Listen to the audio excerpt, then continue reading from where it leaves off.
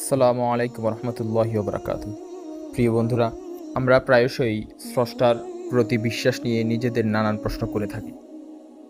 তো তো এই প্রশ্নগুলোর ধরনের মধ্যে একটি মিল আছে বেশিরভাগ প্রশ্নের মধ্যেই, বা বেশিরভাগ স্রষ্টার প্রতি অবিশ্বাসের যে ভিত্তি, তার মধ্যে অন্যতম একটি ধরন হচ্ছে নিজের চিন্তাভাবনা এবং নিজের বুদ্ধি অনুযায়ী স্রষ্টার ক্ষমতাকে বোঝা বা স্রষ্টাকে বোঝার চেষ্টা করা।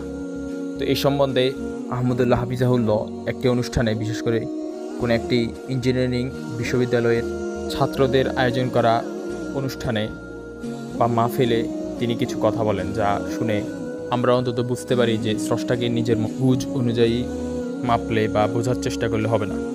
তো চলুন আমরা কথাগুলো শুনি। এই সবগুলো প্রশ্নের গোড়া এক জায়গায়, সেটা হলো যে নিজের বিবেক দিয়ে আল্লাহকে বোঝার চেষ্টা করা। আল্লামা ইকবালের নাম আপনারা শুনেছেন, ভারতবর্ষের একজন বড় কবি ছিলেন। আল্লামা ইকবাল বলেছেন, জু সমঝ মে আ গই ও ফির খুদা কিউ কর হুয়া। যাকে আপনার বিবেক দিয়ে ক্যাপচার করে ফেলতে পেরেছেন, আয়ত্ত করে ফেলতে পেরেছেন, সে আবার আল্লাহ হলো কিভাবে?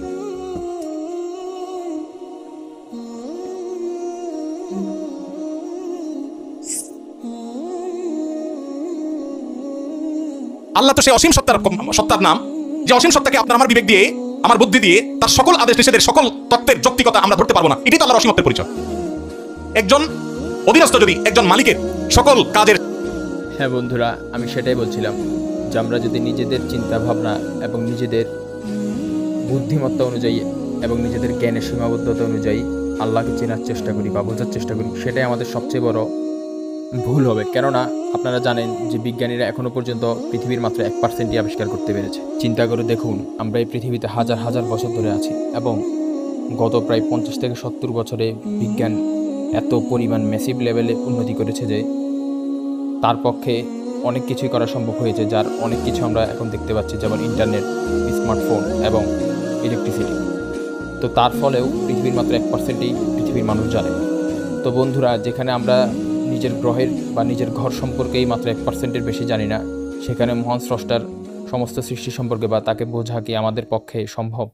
তাও এই লিমিটেড জ্ঞান দিয়ে বা বুদ্ধিমত্তা দিয়ে, তাও এক একটি জিনিস আবিষ্কার করতে অনেক অনেক সময় লাগে, অনেকবার ফেল করতে হয়, অনেক গবেষণা, অনেক পরীক্ষা এবং অক্লান্ত পরিশ্রমের ফলে এক একটি গবেষণা বা আবিষ্কার সম্পূর্ণ হয়। আবার ফর্মুলাকে রূপান্তর, বিশেষ করে বাস্তবে রূপান্তর করতেও অনেক অনেক কষ্টের প্রয়োজন হয়। সকল কাজের সকল পলিসির যৌক্তিকতা তার মাথায় না ধরে হতে পারে না। কোম্পানির মালিক আর কোম্পানির একজন ড্রাইভার। এখানে আমার বড় ভাই ডাক্তার মহিউদ্দিন ভাই আছেন, এত বড় প্রতিষ্ঠানের মালিক, এতগুলো মেডিকেল কলেজ, এতগুলো মানুষ তার কাজ করে। এখন উনি যদি ওনার একজন সাধারণ কর্মচারীকে বলেন এই জিনিসটা অমুক জায়গা দিয়ে আসো, ওইটা অমুক জায়গা নিয়ে আসো, সে যদি বলে স্যার কেন করবো, সে স্যার কেন বলে, তাহলে এই মাইর খাওয়ার উপযুক্ত হবে কি হবে না? এক্স্যাক্টলি বন্ধুরা, আমি ঠিক এটাই বোঝাতে চেয়েছি। আমরা যেভাবে নিজেদের চিন্তাভাবনা অনুযায়ী বা যতটুকু আমরা বুঝি, বিশেষ করে আমাদের কাছে খারাপ বা মন্দ লাগে, সেটা দিয়ে বা সেই কাজ অনুযায়ী যদি আমরা স্রষ্টার সমস্ত আদেশ নিষেধকে মাপতে যাই, তাহলে এই সমস্যাটা হবে। তো বাকি কথা শুনে নি। কেন মাইর খাওয়া উপযুক্ত বলেন তো? আরে মিয়া, আমার সব কেন যদি তুমি বুঝে যাইতা, তাহলে তুমি তো মহিউদ্দিন হয়ে যেতা, তাহলে তুমি তো আকিজ গ্রুপের চেয়ারম্যান হয়ে যেতা, তাহলে তুমি তো শত শত হাজার করে বিজনেস করতে পারতা। আমার সব কিছুর যৌক্তিকতা তোমার বুঝে আসবে না। তুমি আমার জায়গায় আসতে বহু সময় লাগবে, আমার বয়স পার হয়েছে এগুলো বুঝতে বুঝতে। এটা যদি হয় একজন মানুষের তফাৎ, সেখানে সৃষ্টি হয়ে আল্লাহ সমস্ত আদেশ আমার বুঝতে হবে, আমার বুঝে আসে না, তাহলে আমি কেন মানবো? এটা সবচেয়ে হাস্যকর। তো বন্ধুরা, ভিডিওটি এই পর্যন্তই। ভালো থাকবেন, সুস্থ থাকবেন। আর ভিডিওটি ভালো লাগলে লাইক এবং চ্যানেলে নতুন হলে সাবস্ক্রাইব করবেন। করা লাইক এবং সাবস্ক্রাইবই আমাকে ভিডিও বানাতে অনুপ্রাণিত করবে।